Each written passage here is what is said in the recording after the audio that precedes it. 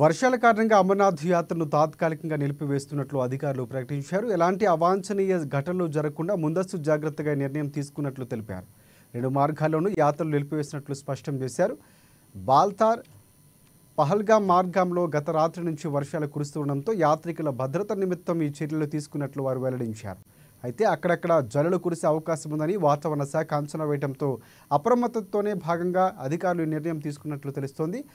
అమర్నాథ్ ఆలయ గుహ శేషనాగ్ శిఖరం వద్ద ఉష్ణోగ్రత గరిష్టంగా 15 డిగ్రీల సెల్సియస్ వరకు ఉంటుందని, ఇక రాత్రి సమయంలో ఉష్ణోగ్రతలు 5 డిగ్రీల సెల్సియస్కు పడిపోవచ్చని కూడా వాతావరణ శాఖ హెచ్చరించింది. ఇక రాగల 4 రోజుల్లో పెద్ద వర్షపాతం ఉందని, అయితే ఉరుములతో కూడిన జల్లులు పడే అవకాశం కూడా ఉందని తెలిపింది.